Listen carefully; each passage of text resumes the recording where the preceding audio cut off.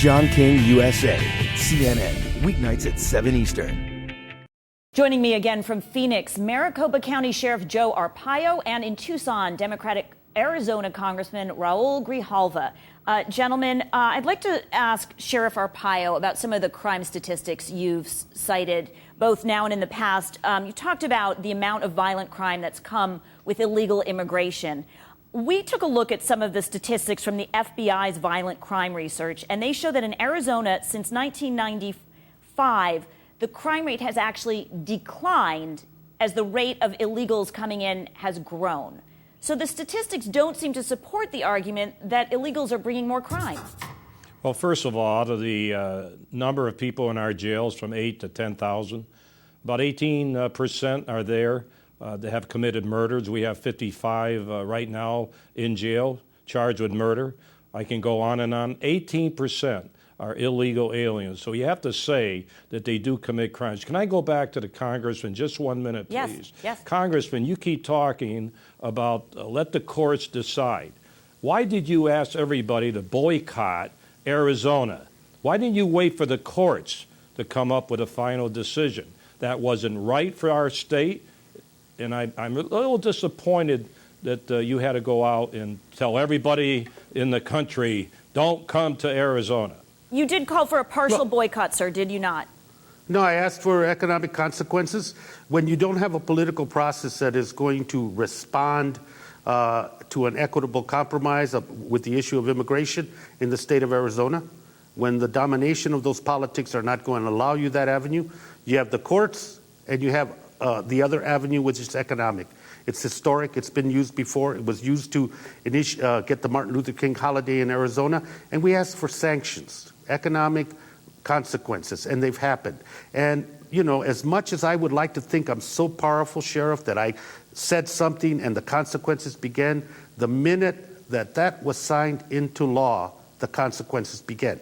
And the consequences began because there's people all over this country that understand that this law is not only wrong, but that it targets people.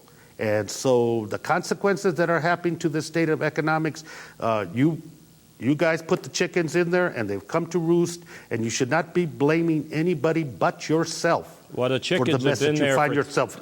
The chickens have been there for 3 years, and I've been enforcing the other two state laws, including the federal immigration laws, and been very successful. Just because of this new law, which is almost patterned the other two state laws, now we have a big problem across our nation and internationally about our state. But 70% of the people want this law, Congressman. You know that. But if you're going to let the courts decide, that's great. But I'm going to tell you one thing. Come July 29, you're not going to like to hear this, I will do my 16th crime suppression operation with posse, volunteer posse, and deputies. We're not going to change. Law or no law as far as the decision, we're still going to do our job until the courts say otherwise. And the 29th is the date when this law is intended to go into effect if a court doesn't issue an injunction. Congressman Grijalva, we're having this debate because something isn't working in our immigration system. I agree. There needs to be reform. Both sides agree. First of all, is President Obama doing enough by filing this lawsuit today? No. We need comprehensive immigration reform.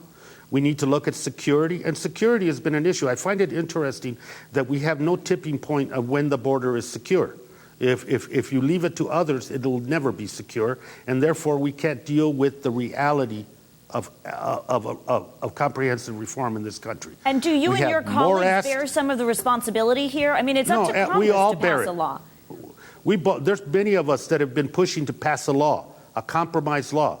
And if you want to point the finger, yes, federal government and Congress deserve the blame, but let us see who the obstructionists are in this process. There's an insatiable appetite for not doing anything to exploit this issue, and I would venture to say that many of the same politicians that are right now from Arizona, that are federal legislators that are complaining about this lawsuit, are the same politicians that have yet to vote or take an initiative step to come to a compromise and to a discussion about what we can do to deal with security and deal with immigration reform. It's a broken system. We could leave it broken and exploit it, and that's what's happening right now. And Sheriff, let me ask you, I mean, that's a damning statement that there's an insatiable appetite to do nothing. Will today's action make any difference for you in Arizona? Not for me. Not for me. I'm still going to do what we've been doing for 3-4 years, and nothing's going to change. So that's my message, at least from this sheriff. All right. Sheriff Arpaio and Congressman Grijalva, thanks so much for joining us tonight.